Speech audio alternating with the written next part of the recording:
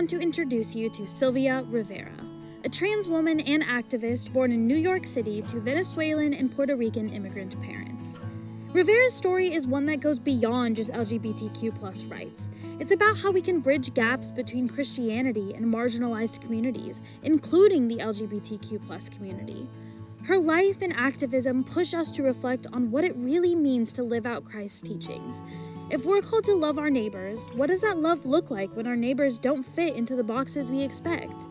Rivera challenges us to embrace everyone, even those who society overlooks or outcasts. Sylvia Rivera's life was shaped by compounded discrimination as a trans woman of color. Growing up in the United States, she faced significant challenges, not only because of her gender identity, but also due to her racial background. Within both the LGBTQ+ community and the Latinx community, she was often marginalized, showing the need for greater inclusivity in spaces that should be supportive.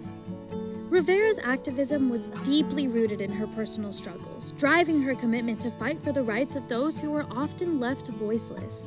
She recognized that her identity intersected multiple layers of oppression, and it was this understanding that compelled her to advocate fiercely for marginalized individuals within the LGBTQ+ community and beyond. We must consider the historical context of her experiences. The post-World War II era was full of societal stigma and violence against LGBTQ+ individuals, and Rivera lived through a time when being openly transgender could mean facing severe discrimination and even violence. This environment often forced individuals like herself into poverty, rejection, and homelessness. Rivera knew that activism had to address the specific needs of people who were the most vulnerable. That's why she co-founded STAR with Marsha P. Johnson to support trans people, especially those who were struggling with homelessness.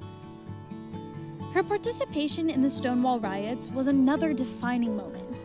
These riots are remembered as the spark of the modern LGBTQ+ rights movement, but Rivera made sure that the voices of the trans community and people of color weren't forgotten in the fight. She wasn't just standing up for equality, she was pushing for a more inclusive movement, one that understood how race, gender, and poverty all intersected.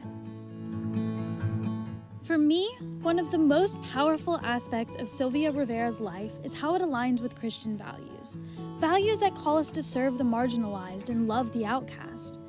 Though we don't have much documentation of her personal faith, her life definitely embodied these principles. Rivera cared for those who society forgot. Trans people without homes, people of color facing violence, and anyone else outcast because of who they were. This is the heart of what it means to follow Christ. To see the humanity in others, even when they don't fit into the norms we're comfortable with, and then love them fully. Sylvia Rivera's life challenges us to rethink which stories matter. History classes tend to focus on mainstream narratives, leaving out voices like hers. Voices that confront us with uncomfortable truths about race, gender, and inequality. But if we ignore people like Rivera, we miss out on essential lessons about justice. It's also important to note that the things she was up against are still standing strong to this day, and many LGBTQ+ individuals are still experiencing many of the same challenges she did. Her story isn't just history, it's an ongoing battle. Rivera's story also reminds us that faith and advocacy belong together. Her life shows that standing with marginalized people is not just an act of social justice, it's a spiritual calling. As Christians, we can't be passive observers. We are called to seek justice, and that means including everyone, especially those left on the margins.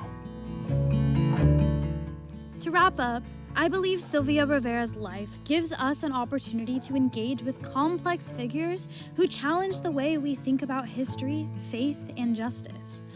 Her story teaches us that faith and advocacy are stronger when they work together. True justice, the kind that aligns with Christ's teaching, doesn't leave anyone behind. It's time we embrace that kind of justice, not just in our history books, but in the way we live and love.